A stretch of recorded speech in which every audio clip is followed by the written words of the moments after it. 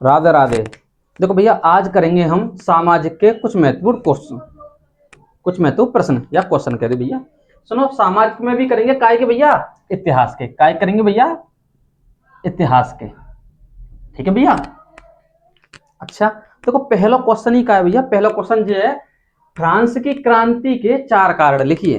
देखो भैया, जी कह रहा है कि फ्रांस में जो क्रांति हुई का ही बाकी क्या कारण है सकते हैं, उनमें से बस तुमसे 4 कारण पूछो।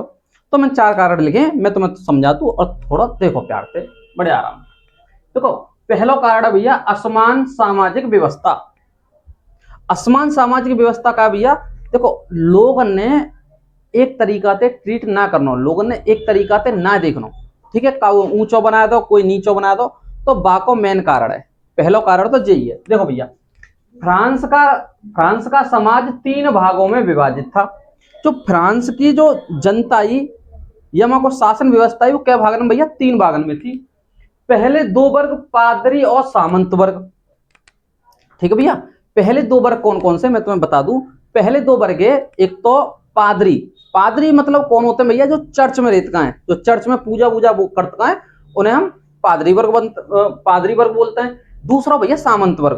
तो देखो सामंत वर्ग कौन सा होता है, सामंत वर्ग में एक तो सेना आ जाती, और दूसरे जो बड़े बड़े साहूकार वगैरह वगैरह जो भी थे ना, वो सब आ जाते हैं।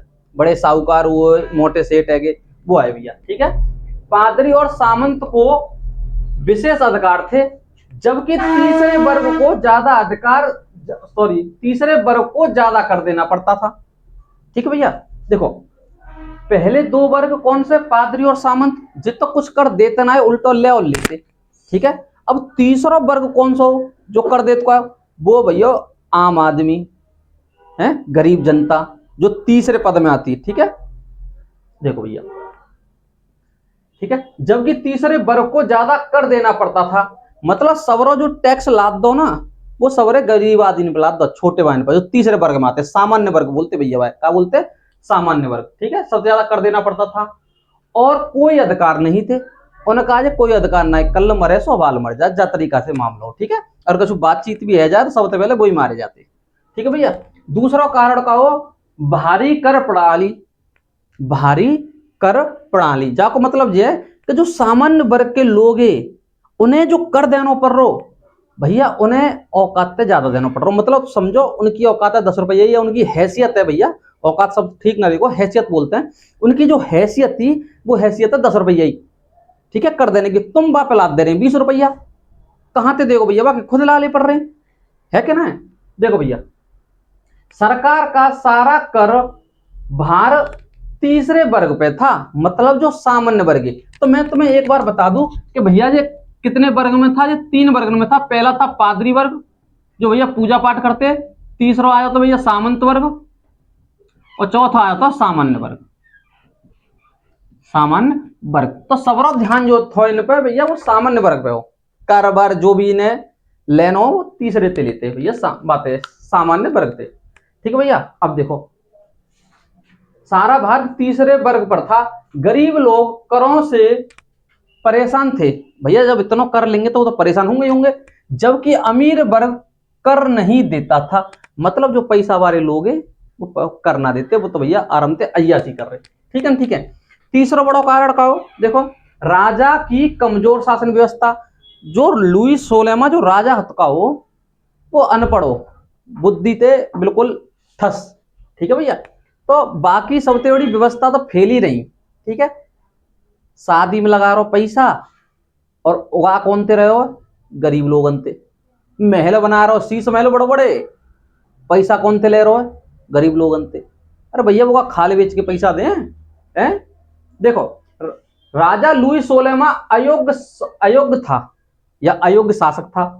उसने गलत फैसले लिए। ठीक है, बाने अपने जो गद्दी पर बैठने के बाद बहुत गलत फैसले लिए भैया, जिससे देश आर्थिक संकट में फंस गया। आर्थिक संकट को मतलब हो तो भैया कि पैसा खत्म है, जानो सीधी बात समझ रहे हैं। संकट आर्थिक को मतलब पैसा, संकट मतलब गयो। ठीक है, कि पैसा ते वो हाथ धो बैठो, ऐसा कह सकते हैं भैया। ठीक है। चौथा भैया, ज्ञानोदय विचारधारा का प्रभाव। जो जो माइंडेड लोग हैं, है ना। 19 और 3 5 करके खेल करके भैया इनको काम तमाम कर दो लुई सोलेमा को। देखो कैसे, रूसो, बाल्टेयर और मांगेत्स्क्यू भैया जैसे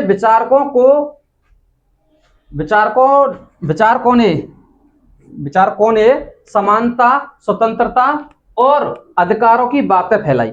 इनने क्या करे जी, कछु पढ़े लिखे लोग, इनने सोची कि भैया ऐसे काम ना है, चल लो ठीक है ना, ठीक है ऐसे तो जी हमें मारी डालेंगे, तो इनने क्या है अपना ज्ञान फैलायो, लोग जागृत करे कि भैया ऐसे करेंगे तो तुम्हें मार के खा जाएंगे। समझ रहे बात को, कि थोड़े जागरूक हुओ, थोड़ों ने बुद्धिमान बनो और अपने हिसाब से काम लो, ठीक है। तो भैया इन्होंने अपने अधिकार की स्वतंत्रता की बात फैलाई भैया, जिससे लोगों में जागरूकता आई।